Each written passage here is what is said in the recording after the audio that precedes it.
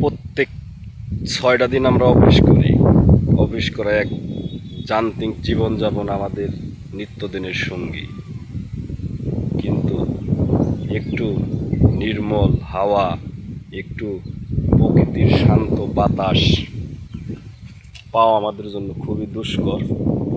বিশেষ করে যারা শহরে থাকে তাদের জন্য তো অসম্ভব, কিন্তু আমরা গ্রামে যারা থাকি তাও চাকরি করি তাদের জন্য অসম্ভব। তাই আজকে অফিস ছুটি হয়েছে, বন্ধ। সেই প্রকৃতির একটা সুন্দর বাতাস উপভোগ করার জন্য আজকে আপনাদের সাথে এই ভিডিওটা শেয়ার করতেছি। আমি আছি মির্জাপুর থানার সোয়াকপাড়া পাশে নয়াপাড়া গ্রামের রেল লাইনের ধারে।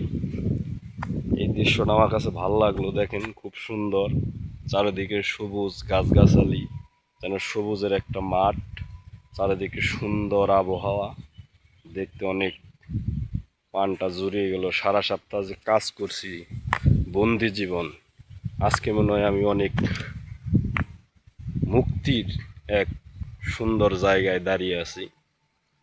এরকম দৃশ্য আসলে শহরে পাওয়া সম্ভব। তাই গ্রামে এসে আসলে গ্রামের জীবনটা অন্যরকম।